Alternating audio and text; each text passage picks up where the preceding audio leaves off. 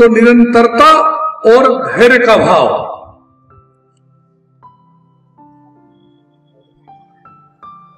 क्यों होता है? क्योंकि हमारे अंदर इतिहास बोध का भाव है। मैं हर बार कुछ टॉपिक ऐसे होते हैं जो हर बार दोहराता हूं, दो कारणों से।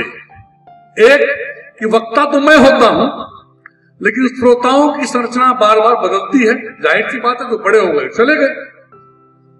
और दूसरा, यदि कोई दोबारा भी सुन रहे हो तो मेरे लिए भी पुनरावृत्ति है, और आप भी उसको फिर से स्मरण करके देखिए कि जो मैं पिछले 6 साल से इस परिसर में बोल रहा हूं उस पर आपने कितना अमल किया। इतिहास बोध की चर्चा मैं हमेशा करता हूं। साधारण से भाषा में समझने का प्रयास कीजिए, और उससे पहले यह आवश्यक हो जाता है कि आप उस समय को समझने की कोशिश करिए जिस समय में आप सांस ले रहे हैं। तो अतीत को समझना और उसमें हमने क्या छोड़ दिया जो आवश्यक था, वो थोड़ा और सुलभ हो जाता है, और भविष्य का जो मार्गदर्शन है वहां से मिलना शुरू हो जाता है।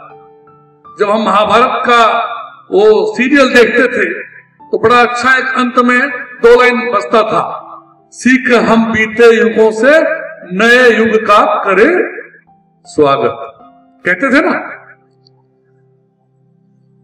अभी कैसे समय में हम जी रहे हैं समझना।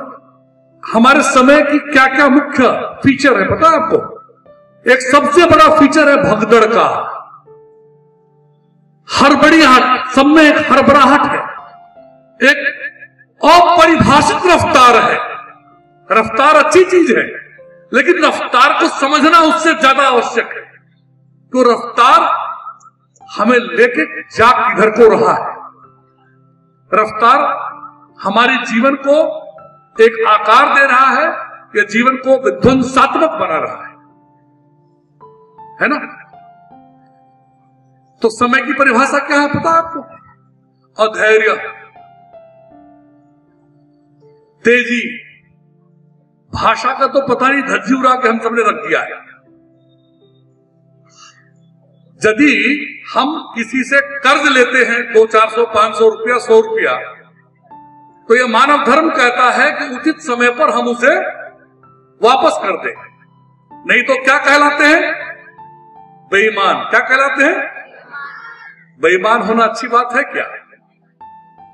तो कभी कभी रुक कर ठहर कर देखिए कि आप जिस घर में अभी रहते हैं अपने गांव में, उस घर को बनाने में, उस जमीन को सहेजने में आपके पूर्वजों ने कितनी तपस्या की होगी। शायद अपने कई सुखों का त्याग किया होगा कि आप एक आरामदायक जिंदगी जी सके।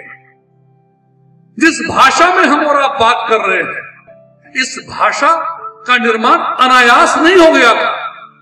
आसमान से उतरकर यह भाषा हमारे आपके बीच नहीं आ गया था। इस भाषा की रचना की गई थी। हजारों हजार साल ऋषि मुनियों की गंभीर तपस्या का यह प्रतिफल था। आप कल्पना करिए कि क को क किसने बनाया होगा, वो वैसे ही लिखा जाएगा, ये किसने तय किया होगा, और उसको वैसे ही बोला जाएगा, इसको किसने तय किया होगा। कभी कल्पना में जाइए। आखिर किसी ने बनाया, किसी ने तय किया होगा कि मेरे हाथ में जो चीज है उसको माइक कहते हैं, ये चश्मा कहलाएगा, ये टेबल कहलाएगा, वो कुर्सी कहलाएगा, ये बेंच कहलाएगा। भाषा, शब्द, बर्तनी, इसका विन्यास किसने तय किया होगा। और कल्पना करिए कि ये चीजें नहीं हुई होती तो हम और आप ढंग से संवाद नहीं कर पाते। तो हमारे ऋषि मुनियों ने, हमारे पूर्वजों ने हमें भाषा दिया, साहित्य दिया, संगीत दिया, और तमाम तरह की सोचने की पद्धतियां भी दी। हम स्वयं से रुककर पूछे एक बार को, समाज और देश की बात भूल जाएं, सिर्फ इतना पूछें कि हम अपने आने वाले परिवार में, अपने गांव में ऐसा क्या छोड़कर जाएंगे जिससे हमारे ग्रामीण एक बेहतर जीवन जी पाएंगे। है कि नहीं? इतिहास बोध इतिहास का अध्ययन एवं तथ्यों को रटना मात्र नहीं है, वो आपकी इतिहास की जानकारी हो सकती है। वो कौन है ऊपर? भाई क्यों इतनी बातें कर रहे नौजवान?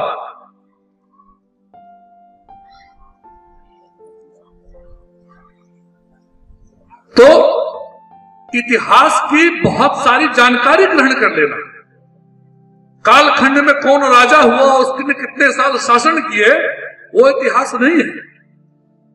इतिहास बोध है कि जो सब हुआ है और उसके प्रति सबसे पहली स्थिति तो यह बननी चाहिए कि आप अतीत के उन अच्छे चीजों के प्रति जिसकी वजह से आप मानवता के इस अवतार को, मानवता के इस जन्म को अच्छे से जी पा रहे हैं, उनके सृष्टिकर्ताओं के प्रति आपके मन में एक ऋण का भाव होना चाहिए। जब तक ऋण का भाव नहीं होगा तो उसको चुकाने की जिम्मेदारी का भाव कहां से आएगा? ये सब गणित है ना। इसलिए मैं हमेशा कहता हूं देश अच्छा होना चाहिए, बिहार अच्छा होना चाहिए। ये देश क्या है? ये देश कोई हवा में उड़ती हुई चिड़िया तो नहीं है। जो हम हैं, जो आप हैं, हम सबका जो कुल योग है वही तो राष्ट्र है। तो हम जब तक स्वयं को अच्छा नहीं करेंगे, स्वयं को पवित्र नहीं करेंगे, तो ये राष्ट्र अनायास पवित्र हो जाएगा क्या? नहीं होगा ना। तो छोटी छोटी बातों से पहले बच्चों से शुरू करते हैं। बच्चों, आपको खाने में क्या पसंद है? बोलो बोलो। आपने रोटी किस किस चीज की खाई है? गेहूं का, मक्का का और बाजरा का खाया है? कितनी बार खाते हैं साल में? एक बार खाए है ना। एक बार का याद है। कितने लोगों ने बाजरे की रोटी खाई है? एक बार, दो बार। और साल में कितनी बार खाते होंगे? और चूंकि यहां कंपटीशन की तैयारी करने वाले बच्चे, युवा युवतियों का समूह है, आपको पता है यह वर्ष इंटरनेशनल ईयर ऑफ मिलेट घोषित किया गया है। यह बाजरे का अंतर्राष्ट्रीय वर्ष घोषित है 2023। सुनिएगा बड़े गौर से, क्योंकि हमको अभी मैं पूछूंगा मोमो कितने दिन खाते हो हफ्ते में? कितने दिन खाते हो? अरे बहुत दिन खाते हैं, 2 दिन 3 दिन खाते हैं। मैंने देखा है आपका जो प्रदर्शनी है पाक वाला, जब मैं 6 साल पहले आता था तो उसमें मोमो नहीं होते थे। तो ये तय करता है कि समय के साथ आप भी तालमेल बनाकर चल रहे हैं। तो मोमोज खाना कोई अपराध नहीं है, लेकिन सरकार ने ये मिलेट्स का वर्ष क्यों घोषित किया? क्योंकि मैंने सोचा कि इतिहास बोध के बाद कुछ बातें मैं आपको स्वास्थ्य बोध पर लेके आऊं। क्योंकि एक बात समझिए, जब बच्चा अपने मां के गर्भ में होता है तो डॉक्टर सुझाव देते हैं ना क्या खाना चाहिए, क्या नहीं खाना चाहिए। यहां तक कि मां ये खाएगी तो बच्चे पर ऐसा असर पड़ेगा, ऐसा होता है ना। और मां ऐसा नहीं खाना चाहिए, क्या खाना चाहिए, इसकी एक तालिका तय होती है नहीं होती है? उसी सिद्धांत के आधार पर आप सभी नौजवान नौजुवतियों को आज से यह तय करना चाहिए। क्योंकि एक बात समझ लीजिए, आप जैसा खाएंगे वैसा ही सोचेंगे। भोजन और सोच का अन्योन्याश्रय संबंध है। इस बात को आप आजमा कर देख लीजिएगा, है ना। और हम लोग हमेशा, सरकार ने मिलेट का वर्ष इसलिए घोषित नहीं किया कि सिर्फ मिलेट पर बल देना, इस नाते एक ध्यानाकर्षण किया जा रहा है आपके स्वास्थ्य बोध की तरफ कि वैसी चीजें,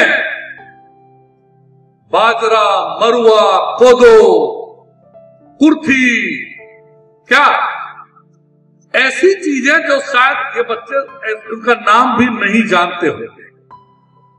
अभी आपको पता है, मैं आप में से किसी को खड़ा कर दूंगा और कहूंगा थोड़ा अपने परिवार का परिचय दीजिए, मेरा नाम रंजीत निर्गुणी है, मेरे घर में 5 सदस्य हैं और मेरे घर के 5 में से 4 सदस्यों को, किसी को डायबिटीज है, किसी को कोलेस्ट्रॉल है, किसी को हार्ट का प्रॉब्लम है। इसी प्रकार से यदि मैं एक एक को खड़ा करना शुरू करूं इस वक्त, तो पता नहीं क्यों, दुखद ही सही, लेकिन मैं दावा करता हूं कि आपके परिवार परिचय में यदि रोग की संख्या गिननी पड़ जाए तो शायद आपका आधा परिवार बीमार पाया जाएगा। आंशिक बीमार या पूर्णतः बीमार।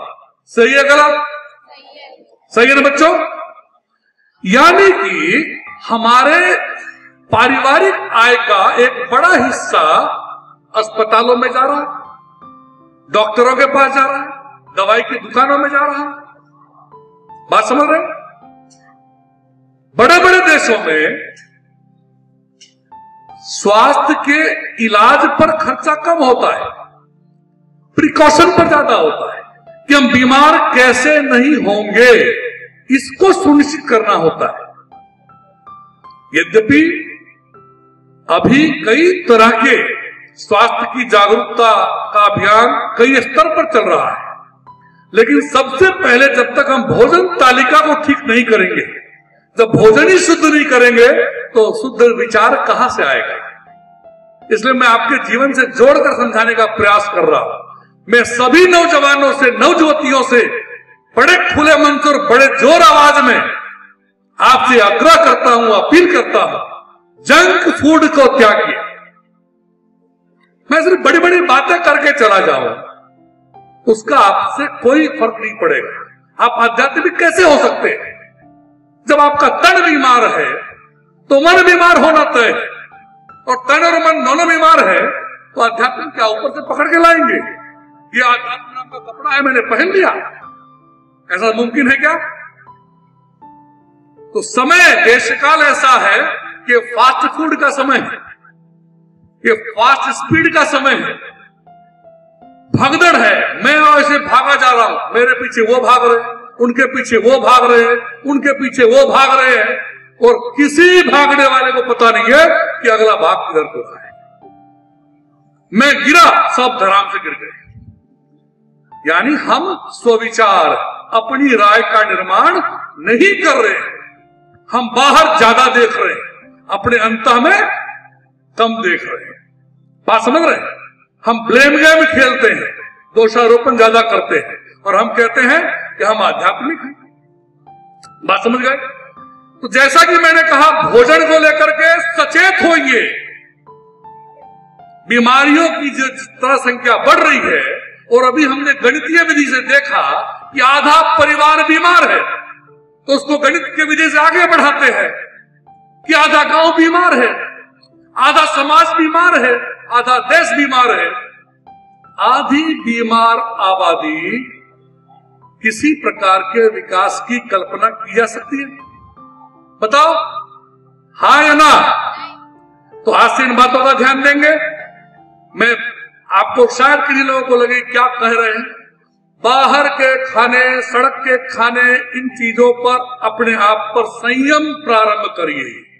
आध्यात्मिक होने की सबसे पहली सीढ़ी है संयम का अभ्यास। किसका अभ्यास? फिर से जोर से बोलो, किसका अभ्यास? करोगे संयम? मम्मी पापा को तंग तो नहीं करोगे मार्केट में? चाउमीन खाना है, मोमोज खाना है, बर्गर खाना है, पैटीज खाना है, क्या बोलोगे मम्मी पापा को? ये बाजरे का अंतर्राष्ट्रीय वर्ष है, जरा बाजरे का आटा लेकर आइए। काहे का आटा लेकर आइए? काहे का आटा? सब मंगवाएंगे अपने घर, एक बार खाएंगे और कोशिश करेंगे कि बार बार खाएंगे, और उसी बहाने क्या होगा, आपकी खाने की पद्धति परिवार के अंदर बदल जाएगी। मैं राजस्थान गया था एक बार, पंचायती राज विभाग की तरफ से, सुनना बड़े गौर से, अभी काम की बात कर रहा हूं। तो मैंने देखा कि वहां का एक मुखिया, राजस्थान में मुखिया को सरपंच कहते हैं, वो अपने विद्यालय की गेट पर बैठा हुआ था।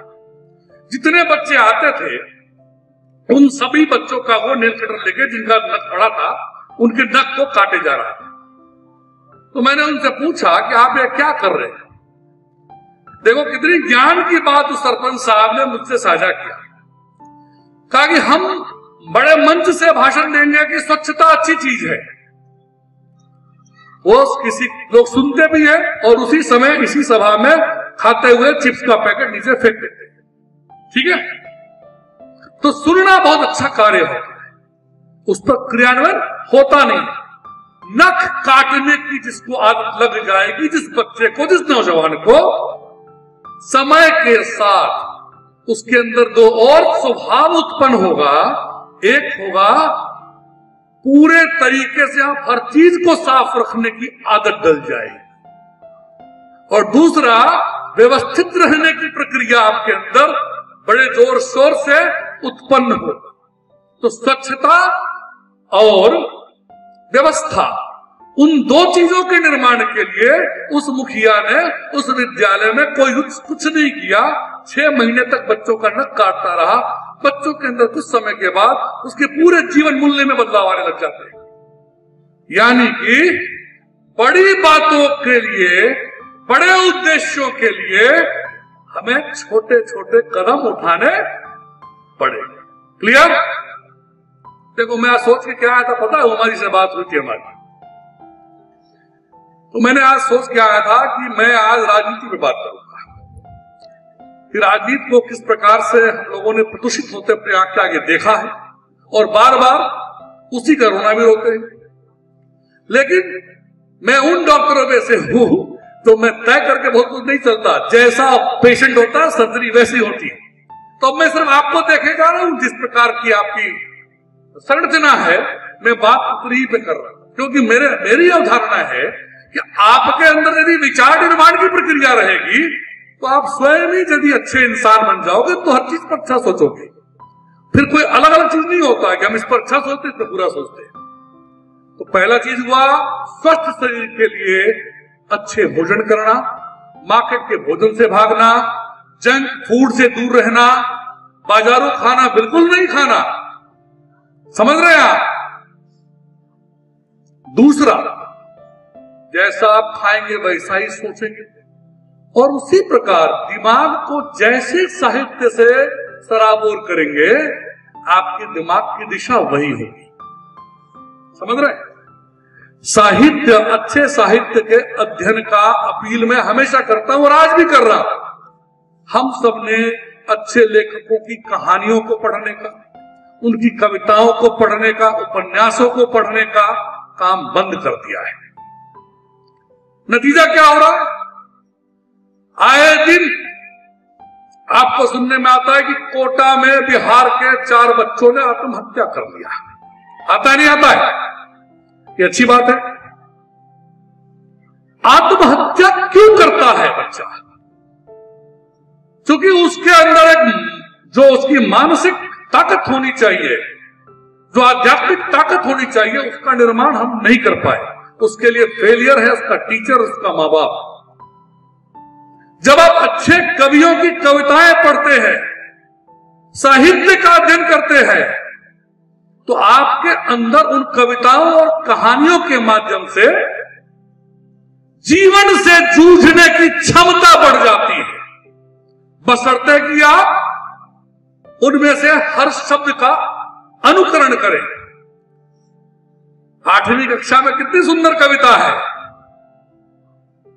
तू जिंदा है तो जिंदगी की जीत में, अगर कहेंगे स्वर्ग तो ये गम के ओर, सितम के ओर, ये दिन भी जाएंगे।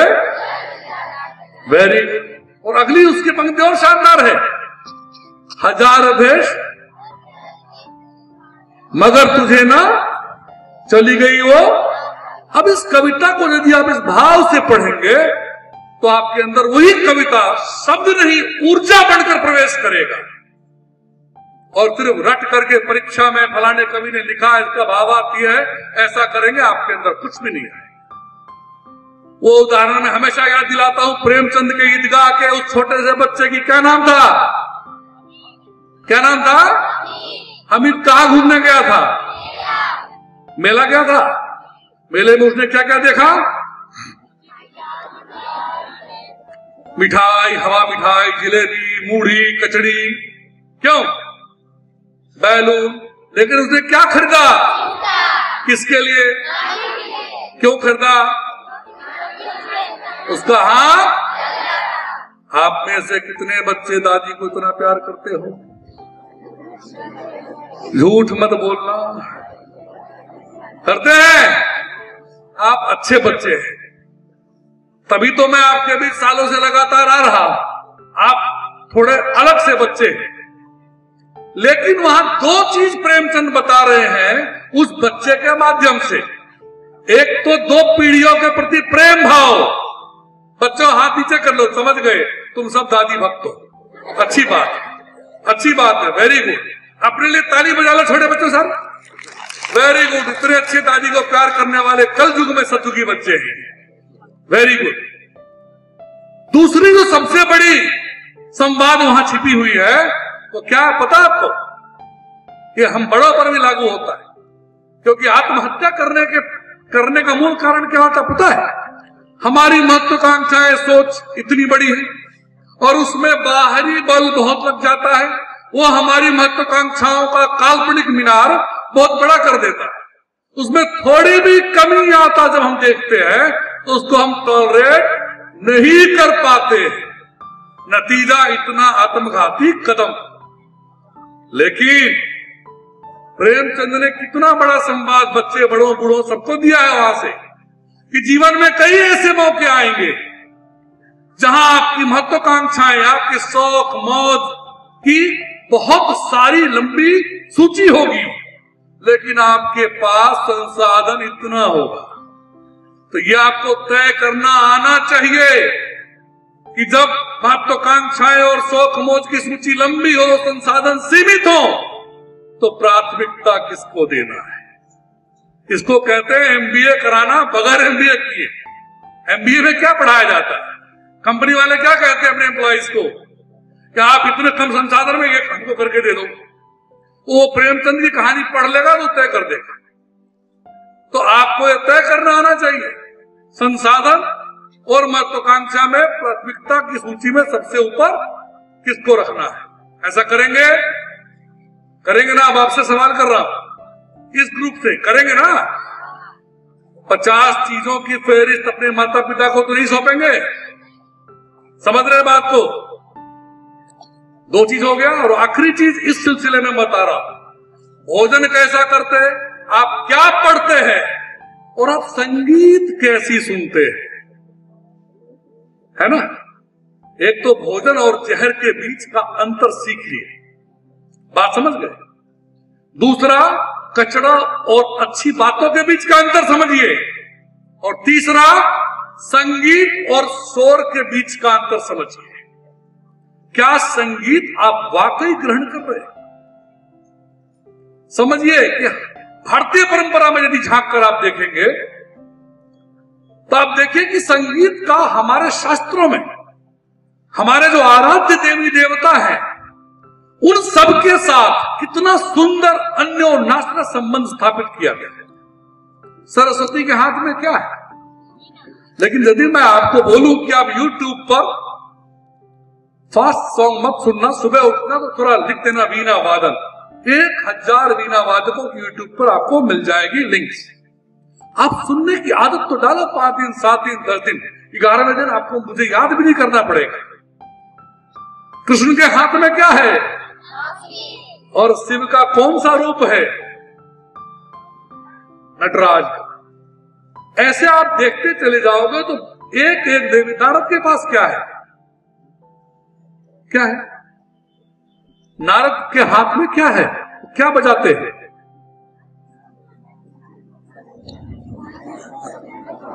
क्या बजाते हैं? कुछ भी बोल दीजिए। हाँ, ताल बजाते हैं। बात समझ रहे? इसी प्रकार से आप तमाम चीजों का जब अध्ययन करेंगे तो आप ऐसा ही पाएंगे। तो संगीत और शोर में फर्क करना सीखिए। अश्लील गाने मत सुनो और अपने गांव समाज में वैसे गीत बजते हो, संगीत बजते हो तो बाहर निकलकर उसको मना करना सीखो। किसी न किसी को तो सामने आना ही पड़ता है ना। तो इसका आपको थोड़ा धैर्यपूर्वक समझना पड़ेगा इन बातों को, ठीक है। और अंत में फिर से एक बार इतिहास को, अब देखो मैं आपके लिए कितना लंबा चिट्ठा लाया था, लेकिन ये बंद हो गया, मैंने अभी तो खोला ही नहीं, इसमें बंद, हमारे पॉकेट में वापस जाएगा। एक बड़े गंभीर विषय पर आपकी बात को मैं समाप्त करूंगा, समझिए, कोशिश करिए समझने का। समस्या कहां पर हम अटक रहे हैं, उस समीकरण को आप समझ लेंगे तो आपके जीवन थोड़े आसान हो जाएंगे। क्योंकि तनाव का माहौल आज हर परिवार का अभिन्न हिस्सा हो गया है, वो है ना। तो तनाव किन किन कारणों से होता होगा उसको जरा इतिहास के आईने में दिखाता हूं आपको। पहले भी, आज से 5 साल पहले भी वो बात मैंने कहा था, आज फिर कह रहा हूं। 3 मुख्य कालखंड के 3 मोटे मोटे उदाहरण दिखा रहा हूं आपको। 6ठी सदी ईसा पूर्व, ये गौतम बुद्ध का समय है। तो स्वयं से कभी सवाल करिए, जितने बच्चे पढ़ाई करते हैं, कि आखिर 6ठी सदी ईसा पूर्व में ऐसा क्या हो गया कि इतने सारे दार्शनिकों का आगमन होने लग गया, इतने सारे समाज सुधार की प्रक्रियाओं की शुरुआत हुई। 6ठी सदी ईसा पूर्व के पहले का जो कालखंड है, उसमें आपको इतने ज्यादा चिंतक प्राणी जल्दी नहीं मिलेंगे। तो यहां तक कि वेदों में आप झांक कर देखें तो वेदों में भी परा जगत की चर्चा नहीं है। वेदों में इस जगत की चर्चा और इस जगत में किस शिष्टाचार से जीना चाहिए उसकी चर्चा है। वेद बहुत ही वैज्ञानिक तर्क और तथ्य पर आधारित है। वेद कोई धर्म ग्रंथ नहीं है, वो जीवन मूल्य ग्रंथ है। उस निगाह से वेदों को समझने का प्रयास करिए। लेकिन थोड़ा आगे जब आप बढ़ेंगे तो 6ठी सदी ईसा पूर्व में मानव के जीवन में एक पदार्थ आता है, उसका नाम क्या है? जल्दी बोलो, कोई बड़े बच्चे में से। पूरी मानवता की रफ्तार को बदल देता है। वो कौन सी चीज है? लोहा। क्या है वो? 6ठी सदी ईसा पूर्व के पहले मानवता के इतिहास में, मानव जीवन में लोहा नहीं था। इस लोहे ने क्या क्या किया? इस लोहे ने कृषि के ज्यादा से ज्यादा उपकरण बनाने में सहयोग किए। जहां लकड़ी का हल था वहां लोहे का हल चला, उत्पादन बढ़ा ना। तो उत्पादन जब बढ़ा और कम मानव संसाधन लगाकर ज्यादा उत्पादन हुआ, तो पहली बार 6ठी सदी ईसा पूर्व में आप लोहा को मानिए भौतिकता का प्रतीक। उस एक प्रतीक ने मानव जीवन को अमूल चूल तरीके से परिवर्तित किया। उसके जीवन में व्यापार आया। तो जब व्यापार होगा तो क्या होगा? मुनाफा होगा ना। और मुनाफा होगा तो क्या होगा? थोड़ा मैं ज्यादा रख लूं, थोड़ा मैं ज्यादा रख लूं।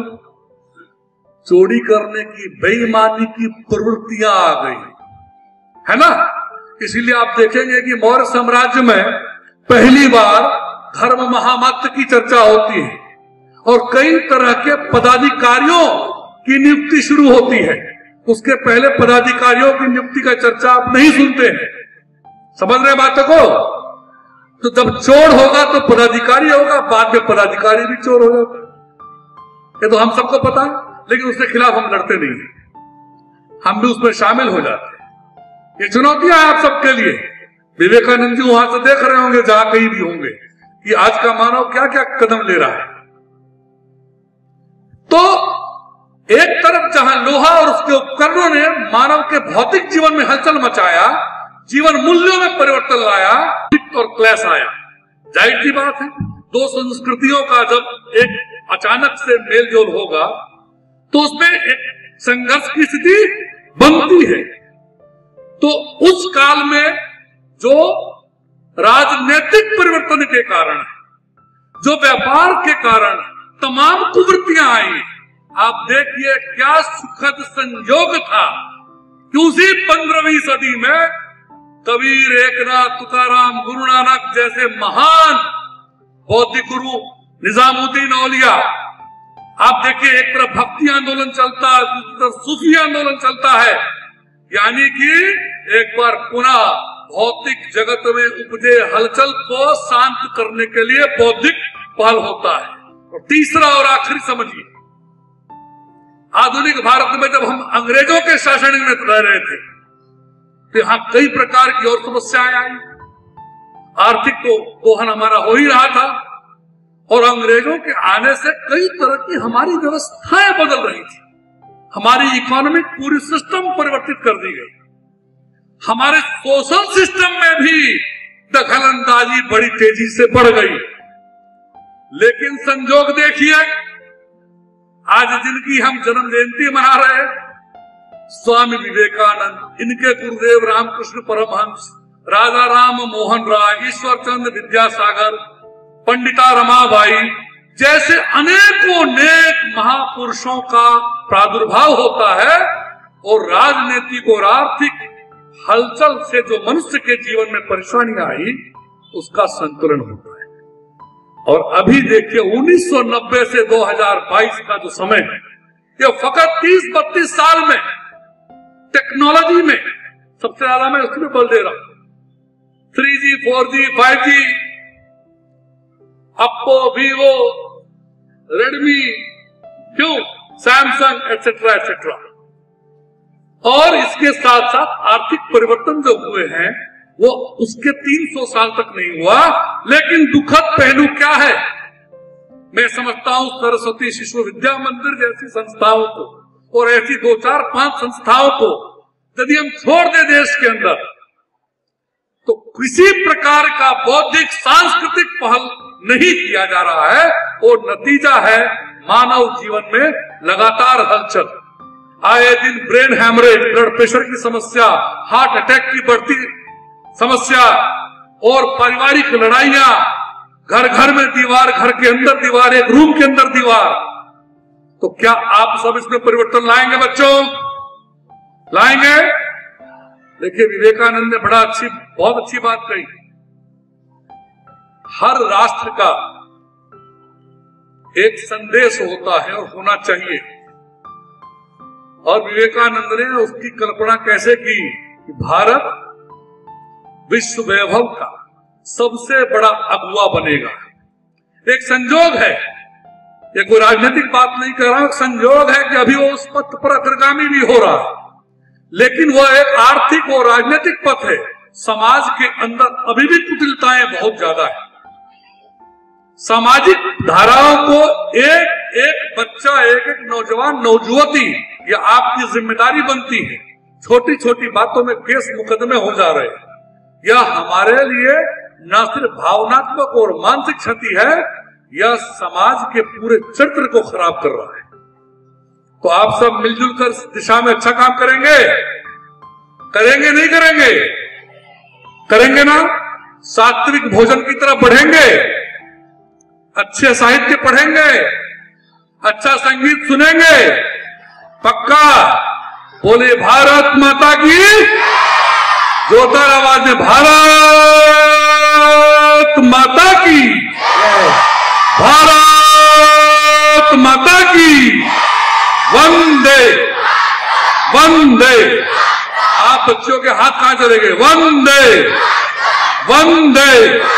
स्वामी विवेकानंद अमर रहे, स्वामी विवेकानंद अमर रहे।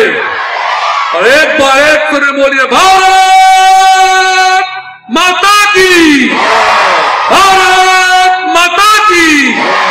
बहुत बहुत धन्यवाद।